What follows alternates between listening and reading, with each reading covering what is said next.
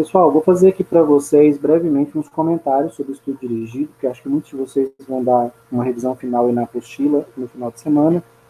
Então, para ajudar vocês a resolver o estudo e até também pode ser útil durante a prova. A questão 1, gente, mecanismo de ação da nitroglicerina. Né? Esses mecanismos, todos que eu estou pedindo mecanismo de ação no estudo dirigido, está dentro daqueles quadros coloridos. Né? Nas aulas eu sempre falo para vocês, ó, o mecanismo de ação está aqui, dentro do quadro colorido. A nitroglicerina é um nitrato orgânico, então ela libera óxido nítrico no nosso corpo, assim como os outros nitratos. O óxido nítrico no vaso sanguíneo, ele penetra até a camada muscular e promove vasodilatação. Ele é um poderoso vasodilatador. Isso derruba a pressão arterial. Né? Então é usado, inclusive, em emergências, em urgências hipertensivas. O amlodipino, ele é da classe dos bloqueadores do canal de cálcio, assim como os demais dipinos, que são vários fármacos distintos, mas todos da mesma classe, todos bloqueadores de canal de cálcio. O verapamil e o diltiazem. Todos esses medicamentos bloqueiam os canais de cálcio lentos. São os canais de cálcio do tipo L. Quando fecha o canal de cálcio, gente, não entra cálcio na célula muscular. E aí, seja ela cardíaca, seja ela lisa, ela relaxa. Então, ele reduz tanto a contração do coração, quanto vasodilata. Porque o coração contrai menos, porque vai faltar cálcio, o canal de cálcio está fechado, e o vaso sanguíneo também vai dilatar, porque vai faltar cálcio para ele contrair, porque o canal está fechado. Tá? Então, lembrar que os dipinos são mais potentes nos vasos, e o verapamil é mais potente no coração. Atenolol. O atenolol é uma molécula, gente, que compete com a adrenalina e com a noradrenalina. Tem que lembrar que a adrenalina e noradrenalina aceleram o coração. Então, o atenolol desacelera. Ele é um medicamento que reduz a frequência cardíaca. Com isso, a pressão com que o sangue é ejetado fica mais baixa. Por isso, ele abaixa a pressão e ele reduz o esforço cardíaco. Né? Aquele coração que está batendo muito forte, muito intensamente, ele começa a bater de forma mais branda. Por que o atenolol é melhor que o propranolol? Porque o atenolol ele é seletivo para se ligar no receptor beta-1 do coração. Ele não se liga no receptor beta do pulmão, que é o beta-2. Já o propranolol não. Ele liga tanto no coração quanto no pulmão. E lá no pulmão, gente, quando o propranolol liga no beta-2, ele não deixa a adrenalina e a noradrenalina ligarem. E com isso, ele atrapalha a broncodilatação. Então, ele dificulta a respiração. No pulmão, a adrenalina e noradrenalina provocam broncodilatação, melhoram a respiração. O propranolol impede isso, ele atrapalha. Então, ele não é um medicamento adequado para usar em asmáticos, em fumantes, em pessoas que já têm uma respiração prejudicada, tá? Esses medicamentos, eles não deixam a adrenalina ligar no receptor, beta-1 no coração ou beta-2 no pulmão. E com isso, o AMP cíclico não aumenta, os canais de cálcio ficam fechados. Aí falta cálcio, a célula cardíaca não contrai, e no caso do pulmão, né, não vai ocorrer a vasodilatação, já que lá no pulmão, a broncodilatação, já que lá no pulmão a adrenalina é broncodilatadora, ela melhora a respiração. E aí o atenolol ele é seletivo só para o coração, só para o beta-1. Mas cuidado, tá? Atenolol em altas doses, ele também bloqueia o beta-2 no pulmão, tá? Ele só é seletivo em doses mais baixas. Quais os fármacos antihipertensivos, de quais formas, né, os antihipertensivos alisquireno, enalapril e losartana interferem no sistema renina-angiotensina e reduzem a pressão? Gente, reduzir a pressão no sistema renina-angiotensina é não deixar produzir angiotensina 2. Não pode perder isso de vista. Se eu produzo angiotensina 2, a pressão sobe. Então eu não quero deixar produzir. Como é que eu impeço a produção? Ó, o alisquireno, ele inibe renina.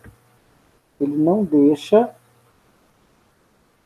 a renina transformar o angiotensinogênio em angiotensina 1. Então essa é a ação dele. O enalapril, ele já inibe a ECA. Ele não deixa a angiotensina 1 ser convertida em angiotensina 2. Já a losartana, ela age mesmo se a angiotensina 2 tiver sido produzida, porque ela não deixa a angiotensina 2 ligar no receptor dela. A losartana ela é uma antagonista da angiotensina 2 no receptor AT1, que é o receptor de angiotensina 2. A losartana liga, não deixa a angiotensina se ligar. Então, ela impede o aumento da pressão que a angiotensina 2 promove. Lembrar ó, que esses fármacos aqui, ó, propranolol, também inibem o sistema renina, tá? Só que eles inibem lá na célula justaglomerular. Ele não deixa a célula produzir e nem liberar a renina. Tá? Então, o mecanismo dele é bem anterior, é lá no comecinho do sistema, ele já não deixa nem a célula liberar a renina. Se a célula tiver liberado renina, você usa a lisquireno para bloquear a renina. Se a renina tiver convertido angiotensinogênio e angiotensina 1, você usa o enalapril para não deixar 1 virar 2, porque ele bloqueia a ECA. E se tiver nada disso tiver sido possível, tiver muita angiotensina 2 no organismo, você tem que usar a losartana, porque ela não deixa a angiotensina 2 já produzida ligar nos tecidos e aumentar a pressão. Os inibidores da ECA produzem tosse seca, gente, porque a ECA, além dela produzir a angiotensina 2, ela também degrada a bradicinina, que é uma substância irritante. Quando você usa enalapril, ele bloqueia a ECA. Então, ela inibida, a bradicinina deixa de ser degradada, ela se acumula nos pulmões e ela é irritante. E aí a pessoa começa a tossir, uma tosse sem expectoração, uma tosse seca, mas muito incômoda. Muitas vezes é precisar parar de tomar uma medicação por causa disso. Quais os principais pontos de ação diurética no néfron? Indique os fármacos que agem em cada um deles. Pontos de ação diurética no néfron. Tem vários, né? A gente tem que assistir a aula lá do néfron para lembrar. E em todas as partes do néfron eu tenho um ponto de reabsorção de água. No proximal eu tenho o transportador SGLT2. Na alça de Henle tem o transportador NKCC2. No túbulo contorcido distal tem o transportador NCC. E no coletor tem os transportadores da bomba de sódio e potássio e as aquaporinas. Em todos esses pontos eu tenho um fármaco para inibir. Então assiste lá a aula de antihipertensivos para ver, ó, quem inibe o SGLT2, quem inibe o NKCC2, quem inibe o SCC, o NCC, a bomba e as aquaporinas, tá? Então eu tenho aí pelo menos 5 classes de diuréticos, mais os osmóticos, que não inibem nenhum transportador. Eles atraem água para dentro do néfron, para dentro do túbulo, porque eles deixam o túbulo muito concentrado. Então, eles atraem a água por osmose. A8. Quais os tipos de insulina para o tratamento da diabetes tipo 1? Então, o diabetes tipo 1 ele é insulina independente, ele não produz insulina, então ele pode tomar insulina de ação curta, insulina de ação rápida, insulina de ação intermediária, que é a NPH, e insulina de ação longa, que é a glargina, a detemir, a deglutida. A de ação longa dura 24 horas, ele toma uma vez só por dia. A de ação rápida, ela age na hora, então ele pode estar comendo e já faz o uso dela. A de ação curta, ela demora 30 a 45 minutos para agir, então eu tenho que tomar ela 30 a 45 minutos antes de comer. Qual o maior cuidado que o diabético tipo 1 deve tomar para usar insulina? O cuidado é dose, gente. Ele tem que tomar insulina proporcional à quantidade de açúcar que ele ingeriu. Porque se ele tomar de menos, ele vai ter hiperglicemia. Se ele tomar de mais, ele vai ter hipoglicemia, pode desmaiar, pode sofrer acidentes graves. Tá? Então, o cuidado aqui é dose. A dose da insulina tem que ser proporcional à quantidade de açúcar. A regra é que para cada 20 gramas de açúcar, você toma uma unidade internacional de insulina. Então, essa é a continha que o diabético tem que fazer. Descreva o mecanismo de ação de cada uma das 7 classes de hipoglicemiantes. Então, aqui ó, é assistir aquela aula de hipoglicemiantes, e vocês vão ver que no final dela tem os quadrinhos, né? Tem os 7 quadrinhos. Em cada quadro, eu falo a classe e o mecanismo de ação dela. Destaque aí para a metformina, né? Que age acumulando glicose no fígado, aumentando a sensibilidade do fígado à glicose, e com isso ela diminui a glicemia, porque a glicose sai do sangue e vai para o fígado, e ela aumenta a sensibilidade dos tecidos também à insulina. Então, e é por isso que a metformina é a primeira escolha, né, do tratamento da diabetes no tipo 2. Mas tem outras 6 classes além dela. Por que o diabético tipo 2 pode se beneficiar de insulina? Muita gente fica em dúvida, né? Porque, ora, ele produz insulina, por que ele vai tomar mais insulina? Porque às vezes tomando insulina, aumentando muito a dose de insulina no corpo, acima dos níveis basais, dos níveis fisiológicos, alguns de pacientes respondem, outros não. Por isso vocês vão ver alguns pacientes usando insulina, diabético tipo 2, e vão ver outros não usando. Né? A insulina é o tratamento do diabético tipo 1, mas às vezes vocês podem ver um diabético tipo 2 usando. Ó, a questão sobre antibiótico, aqui já entra na aula de quimioterapia antibiótica, né? Mecanismo de ação do albendazol e do praziquantel. Os dois paralisam o verme. Só que o praziquantel paralisa porque ele abre canal de cálcio no verme. Aí ele tem uma contração muscular espasmódica, uma contração violenta, e ele fica paralisado. Já o albendazol, ele se liga na beta-tubulina, que é uma proteína do citoesqueleto do verme, das células, né, dentro do citoesqueleto. Então ele liga no citoesqueleto celular, bloqueia a movimentação das proteínas do citoesqueleto e com isso o verme fica paralisado. O alvo do albendazol é a beta-tubulina, uma proteína do citoesqueleto. Esses vermes paralisados, eles acabam morrendo ou são eliminados junto com as fezes, né? As fezes empurram eles para fora do corpo. Qual é o mecanismo de ação do antimalárico que não deixa ocorrer recidivas? Para a malária não voltar, para eu não ter uma recidiva, um retorno da doença depois de ter tratado, eu tenho que eliminar as formas resistentes no fígado, que chamam hipnozoitos, que são as formas dormentes do plasmodium que vivem no fígado. O único fármaco que ataca essas formas é a primaquina. Tá? Ela é efetiva para matar, mas não de todos os plasmódios. Basicamente do Ovale e do Malari. Ela não mata de todos. Do Vivax, desculpa, do Malari, do Ovale e do Vivax. Qual o mecanismo do fármaco antimalárico que não permite que o paciente torne-se um vetor? Quando é que ele se torna um vetor, gente? Quando o paciente tem gametócitos do plasmódio no sangue. Porque daí todo mosquito que picar ele se contamina com os gametócitos e aí você está contaminando os mosquitos, que vão contaminar outras pessoas.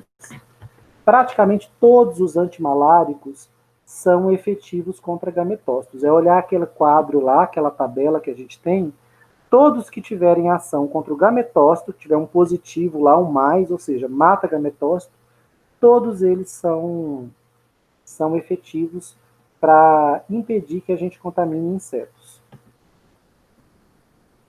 5 principais mecanismos antibacterianos. Tem que lembrar, né, que quando eu quero matar uma bactéria, eu posso atingir a membrana dela, eu posso atingir a parede celular dela, danificar a membrana ou parede, eu posso me ligar no ribossomo bacteriano para impedir a produção de proteínas, eu posso agir sobre a duplicação do DNA da bactéria, inibindo as enzimas que promovem essa duplicação e com isso a bactéria não duplica o DNA. Ou eu posso usar um fármaco que dentro da bactéria ele vira um radical livre e ataca as estruturas bacterianas, porque radicais livres são muito reativos e com isso eles destroem a bactéria, né, de dentro para fora. São as 5 formas que eu tenho de destruir uma bactéria. Só que a bactéria não fica parada sendo atacada. Ela desenvolve mecanismos de resistência. Quais são os principais mecanismos, gente?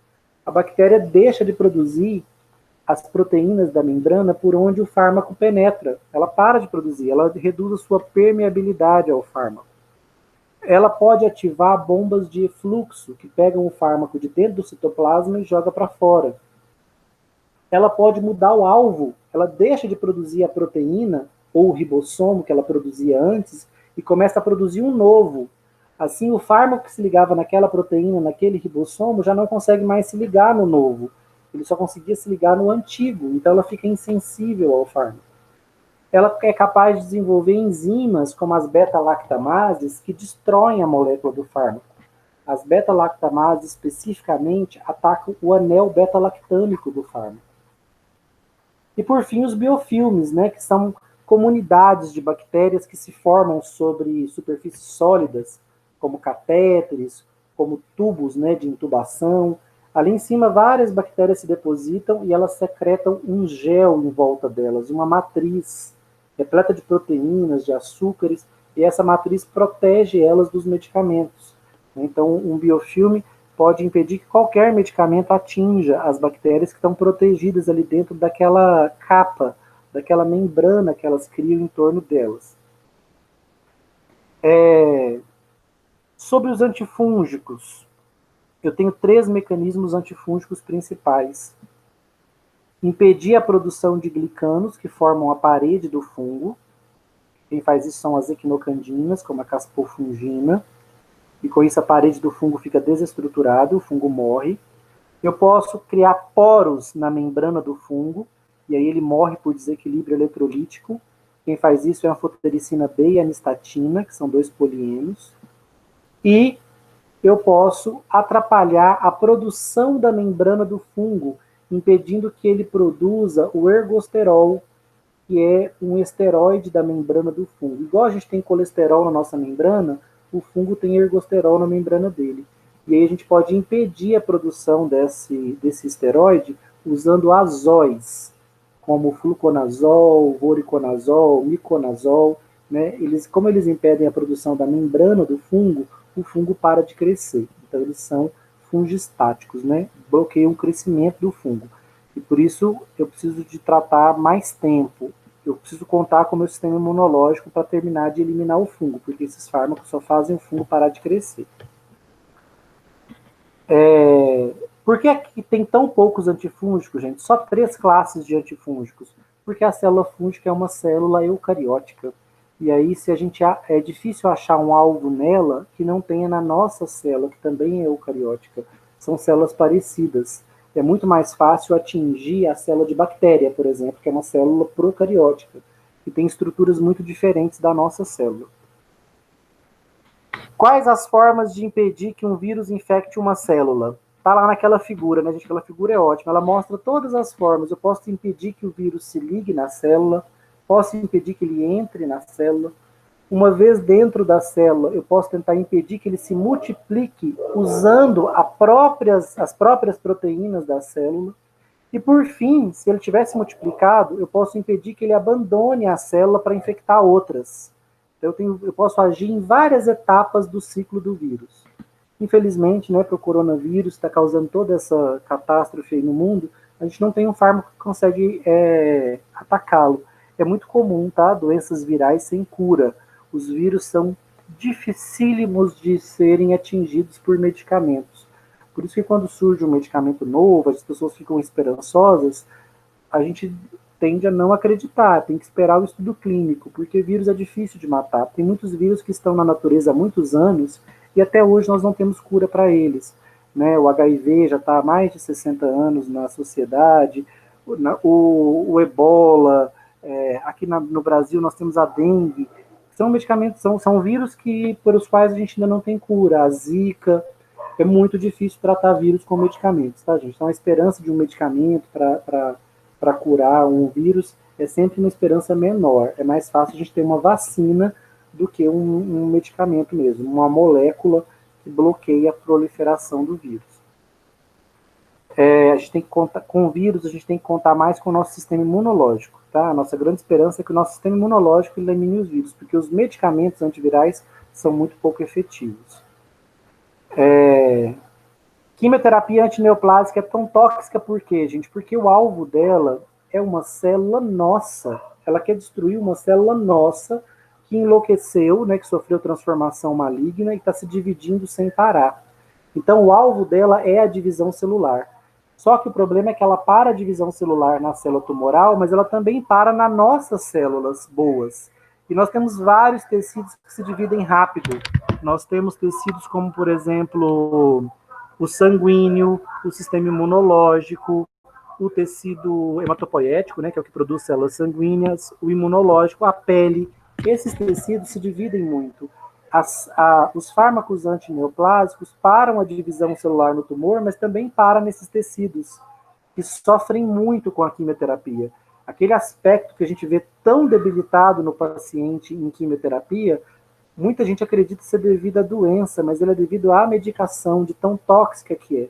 Inclusive, muitas pessoas que têm poucas chances de recuperação com a quimioterapia muitas vezes a elas é dada a opção de não fazer, de desistir, e ter um final de vida com qualidade de vida. Porque muitas vezes, se elas optarem pela quimioterapia, elas vão ter um final ali da vida muito difícil, porque a quimioterapia é muito tóxica e se as chances de cura forem muito pequenas, muitas vezes não vale a pena e as pessoas simplesmente optam por não tratar. Os mecanismos de ação antineoplásica, eu passei 7 mecanismos para vocês, está naquele último slide lá que eu mandei para vocês, que a gente discutiu na aula. Dentro de cada quadradinho tem um mecanismo.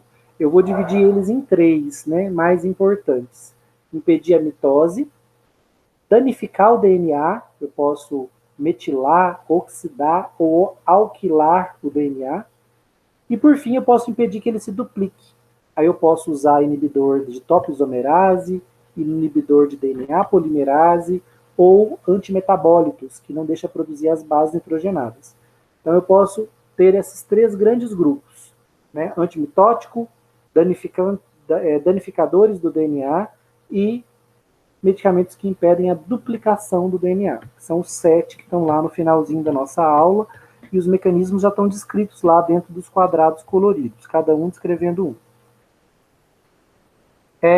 Imunoterapia e terapia gênica, tá? Aqui eu só falei para vocês a título de curiosidade, tá, gente? Terapia gênica é muito moderno.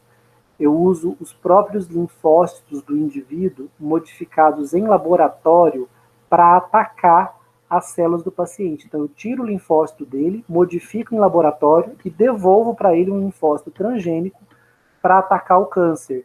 Isso é feito apenas em locais onde tem alta tecnologia. No Brasil, até onde eu sei, só o Hospital das Clínicas de São Paulo faz isso daqui, tá? Na rede pública. Imunoterapia é usar anticorpos contra o tumor para parar o crescimento do tumor. Esses anticorpos, todos eles terminam em MAB, né? Imizumab, trastuzumab. Esses anticorpos, a limitação deles é preço. Tem anticorpo para tratamento do câncer que chega a passar de R$10.000 uma dose. Então é muito inacessível para a população, não está disponível no SUS. Esses anticorpos têm uma outra limitação. Não é todo tumor que é tratável com anticorpos. Tem anticorpos para tumores específicos, como de mama, por exemplo. Mas vários outros tumores ainda não existem anticorpos para tratá-los. Então é uma terapia ainda limitada. Vantagem de usar anticorpos muito menos tóxicos, tá? Que a quimioterapia tradicional. Só que, infelizmente, limitados por 2 motivos. Nem todo câncer dá para tratar com anticorpo, porque não tem anticorpo para todos os tipos de câncer, e o preço deles é muito alto. As questões 23, 24, 25 e 26, gente, são da nossa última aula, que a gente vai ter semana que vem, para completar nosso conteúdo, mas que não caem na prova e que não precisam ser respondidas aqui na apostila. Tá certo? Se tiverem dúvidas durante as respostas aí do estudo dirigido, vocês me procurem.